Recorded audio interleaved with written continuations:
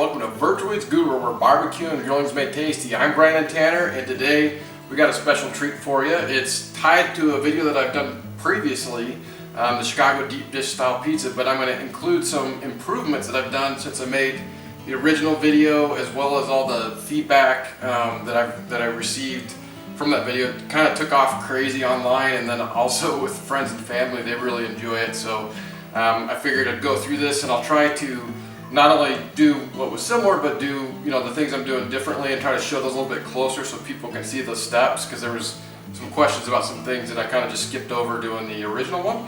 So we'll try to improve on that, and if you like this type of content, please like, comment, and subscribe. Really appreciate the support. You guys have been great. So we're having a lot of fun doing this, and I've made, probably a dozen of these since the last time I did the original, because it's been so popular. So with that, what I'll do is I'll try to zoom in on things I'm doing so you can see the way that at least I do them, and then it'll give you a little bit more. And all the details, ingredients, and everything is in the description below. Just click more and you can see everything that, ingredients, steps, and the whole 9 yards. But like I said, I'll try to do the video this way. First thing we're going to do is take our all-purpose ready-baked dough that I get from Trader Joe's, where I get a lot of this stuff from. We're going to take it out of the bags and put some flour on it, roll it up, and then let it sit for 30 minutes so it rises a bit.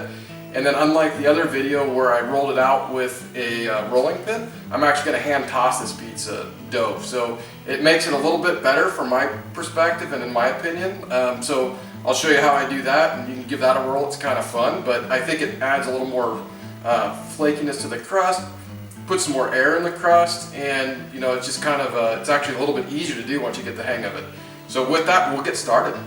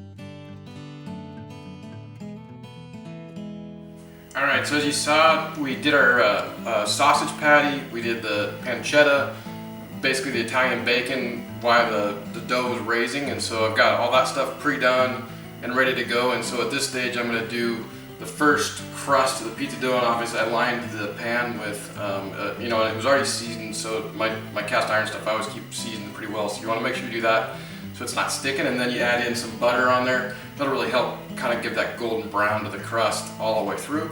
And like I said, before I was rolling these out, and it just has a different texture to it. I think it takes some of the air out of the dough and that kind of stuff. And then, so now I've been doing this hand toss stuff for a little bit. So I may not be the greatest at it, but I get by, and it's kind of fun. So, but it does seem like it makes it a little bit better. The one thing I'd say too regarding the crust is you want it thin but not too thin. And the reason I say that is once you put it in the cast iron and once you take it off, if it's too thin, it kind of doesn't hold up very well. So you need a really good, the right kind of thickness, so that it sets up well. So we're going to spread it out pretty evenly. Doesn't have to worry about it being too circular. It can be kind of oval or whatever. We'll drop it in there, and then one of the things that I'm doing a little bit different than I did before is I'm actually putting the mozzarella cheese, a layer of mozzarella down on the bottom too, and then the sausage patty. So that's what you see from whether it's Geno's Yeast or Giordano's. That's kind of one of the strategies for the Chicago deep dish. So a couple improvements there. So with that, I'll get to doing the pizza crust, and like I said, have some fun with that.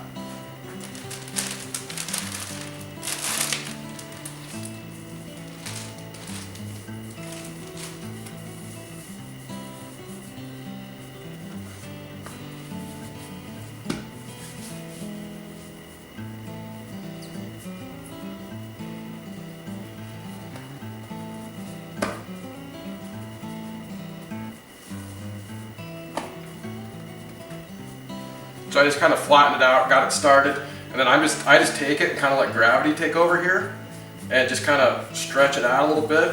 And then here in a second I'll get to where I'm actually starting to do some tossing.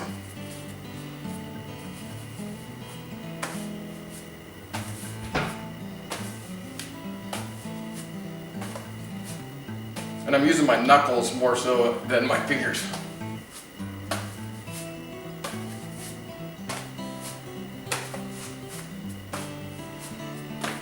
So that's getting pretty close to where I want this to be.